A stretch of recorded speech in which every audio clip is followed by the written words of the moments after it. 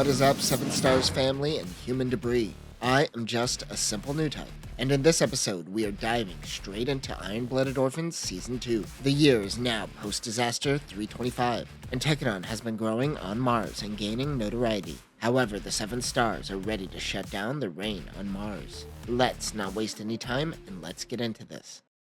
Orga and Mika look at a memorial to those who have fallen during Season 1. They are about to head to Saisei, where they will become full-on Teiwaz members, instead of working directly under the turbines. Gjallarhorn's corruption has been exposed to the world. The world is starting to change. Kudelia helped form a new company under Teiwaz called Admas Company to help mine half-metals. The exposure of Gjallarhorn has led to increase in human debris. We are introduced to Hush Midi from the Reserve Corps, while Shino is training the new recruits. Dante and Laughter are having a mock battle in the Shiden. The STH-16 Shiden is a mass-production general-purpose mobile suit developed by Teiwaz and is built off of the Hyakuri and Hyakurin. This uses the IO frame. It is easier to maintain and can change its loadout depending on its needs. This is designed to be used in a team, and the Graze is still superior in solo battles. This is still being developed. Weapons include a 130mm assault rifle, a riot shield, a gauntlet which doubles as a shield, and a bladed bat. Many new recruits want to get the Alea Vignana surgery, but Eugene tells them this wasn't a choice for them, and you don't want this. Many failing companies are trying to get Kudelia to work with them to boost business. One of these companies is Terra Libriones. Biscuit's goal of sending Cookie and Cracker to school came true. Tekkadan is attacked while trying to pick up the girls. Kudelia and others are coming to Mars for a tour. This will be some of the younger members' first mission. McGillis is meeting the head of families of the 7 Stars. Galio's father, Gallus, represents the Bodines. Nemo represents the Baklazan family. Alec represents the Falk family. Rustle is a part of Elians, and finally Iok Jukon. They bicker over slowly losing power. We are introduced to Julieta of the Oriented Fleet. Rustle Elians wants her to work with the Outer Orbital Fleet to monitor Mars. I guess what's left of it after Carta died? While everyone gathers at Mars for the tour, the pirates Dawn Horizon Corps attack. It seems they were hired by Terra Libriones, who was turned down by Kudelia. Mika is away on business picking up Barbie, so Akihito and the gang attack the pirates piloting Garm Roadies. The UGY R45 Garm Roadie is a mobile suit built off of the Roadie frame. Like the Man Roadie, this is equipped with heavy armor. It is versatile, even for its chunky size. It has a unique armored head sensor. The commander unit has a bigger antenna. Weapons include the boost hammer, a rifle, a pair of hand grenades, a shield on the left shoulder, a 300mm long rifle, and a buster sword. This has an Alea Vignana system for the pirates' human debris. The mobile workers move back as Shino's team of Shidens move in. He is piloting a Shiden Custom. The STH-16TC Shiden Custom is Shino's customized Shiden. The gauntlet shield can be used by the standard Shiden, but it isn't a part of the standard loadout like Shino's. The Ryusei Go's battle data is finely tuned to Shino's needs. His is the only Shiden with an Alea Vignana system. This will eventually be handed down to Ride Mass. Weapons include a partisan-edged weapon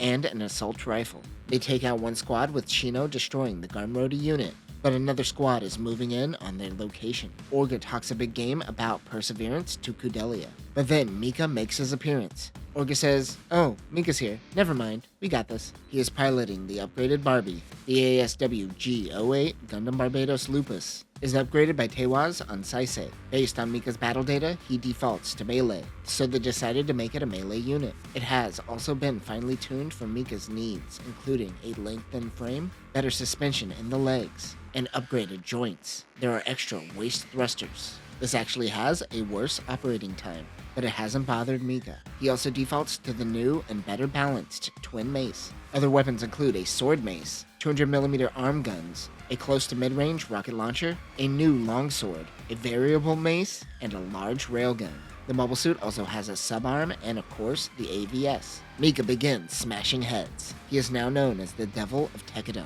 The remaining pirate retreats, but Barbatos just stops working. Cool pose, though. Dawn Horizon plans on attacking Tekkadan once again. Their leader, Sandoval, is all about that pirate life.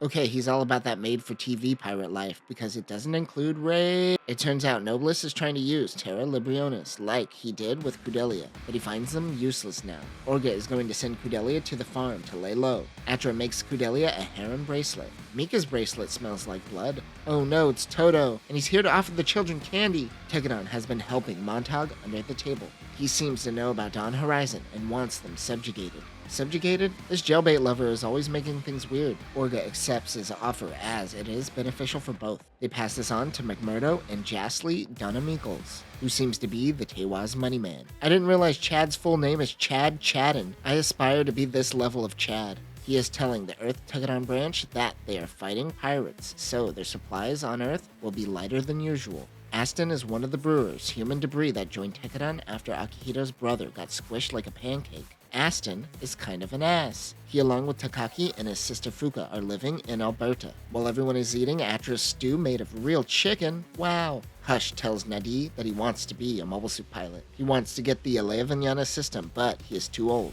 You have to be young for it to work apparently, or you'll just end up a vegetable. Hush had a friend that got the AVS when younger, and ended up being paralyzed from the waist down. He eventually committed suicide. Julieta, Locke, and the Orange Hood fleet are heading to Mars. They don't trust McGillis. In the hangar, Rustal Elian meets with a Char clone. But this one has LEDs. Dude must be a gamer. Also, Rustal's over here dyeing his hair but not his beard, sending out all the divorced dad vibes. Kudelia hangs out at the farm while Tekkadan preps for another attack from Dawn Horizon. Eugene is in command of the Isaribi, while Orga is in the Hotarubi. The NOA 0132 Hotarubi is an Isaribi fused with a cargo ship. It has dedicated hangars on both sides and carries an unknown number of mobile suits. Weapons include one main gun at the rear of the bridge, 2 anti-aircraft guns on both sides of the bridge, 8 missile launchers, and 2 wired anchors at the bow. Hotarubi means Firefly. Can they do that? McGillis sent his representative, Isurugi, to help Tekkadan out. More of Isurugi's ships are coming to help, but they need to attack before Dawn Horizon. Shino's team scouts ahead as they detect Ahab waves. There are 10 ships approaching. Most are hidden behind their flagship. Orga gives Eugene command of the fleet. Dude uses his AVS like a boss. Watch out for the nosebleeds though. Mika launches along with Akihito in the Gushan Rebake Full City. The ASW-G-08 Gushan Rebake Full City also received damage over time and was rebuilt by Tewas and uses Akihito's battle data for tuning. The frame remains intact, but the outside of the Gundam is all new.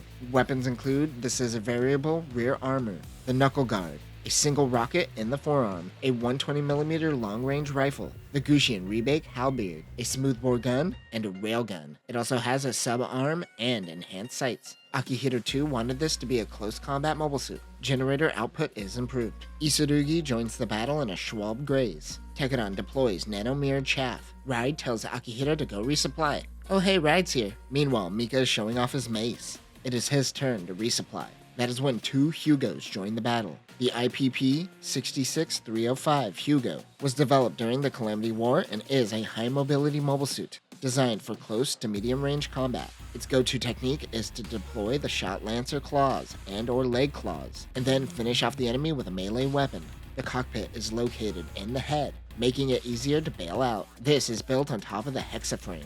Other weapons include leg claws, a head missile, a scimitar, a 110mm machine gun, a buster sword, and a 300mm long rifle. As Mika refuels, Atra feeds him a pita sandwich and watermelon-flavored drink. Is there any real watermelon in it? Hell no. The Orient Hood fleet makes its way to the battlefield. Mr. LED Mask thinks that McGillis is working with Tekkadan. Tekkadan tries not to engage with Galahorn. Sandoval tells his fleet to pull back while the pirate captain launches in a Hugo. Iat and Julieta pilot the Regenlays. The IBO-8 Regenlays is the successor to the Greys. After Season 1, Galahorn moved from general-purpose machines to specialized units. This is designed for anti-mobile suit combat specifically. There are only 18 units, all in use by the Orient Hood fleet. This is built on the new Regenlays frame, which has better sensors and joints. It also has a more simplified structure, making it easy to swap out parts. This removes the high heel look of the Greys for a more grounded foot. It can be modified for the pilot's needs. Julieta's unit is close combat focused, for example. Weapons include a 130mm rifle, a multi-weapon pack, a shield gauntlet, and the twin pile which looks like pikes. Mika engages with Julieta, preventing him from getting to Sandoval. He tries to ignore her for the pirate captain, but 2 more pirates and Hugos run defense. Isurugi comes in to help. Iok is sniping from afar in his own personal Regenlays. The IBO-8S locks Regenlays as a bigger antenna for longer range communications. His mobile suit is designed to be long range so he doesn't have to be on the front lines, since he is the head of the Kujan family. Its main weapon is the prototype long-range railgun. It also has the Graze Ritter's Nightblade. Isurugi holds off Julieta, allowing Mika to attack. He takes out the 2 support Hugos. Mika manhandles Sandoval. He pops out of the Hugo like a jack-in-the-box. Now that they have the pirate captain, they tell Dawn Horizon to lay down arms and surrender. They take Anime Deadshot prisoner. Their mission is complete, and they head back to Mars. McMurdo is going to up Tekkadan's funds after their success. Jastly thinks that this isn't a good allocation of resources. Isurugi assigns Array Proto to be the new Mars branch head. He is essentially the new Coral. Orga pays Allium Gyojan of Terra Librionis a visit.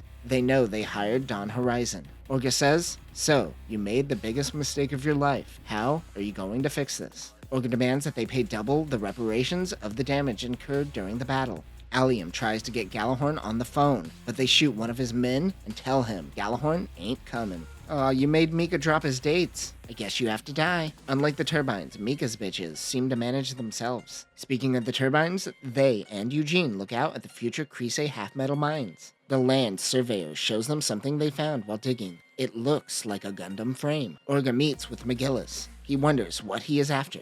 McGillis explains that he wants to reform Gallahorn, but to do that he needs more power. He needs Rustal's power. McGillis and Tekkadan decide to become allies.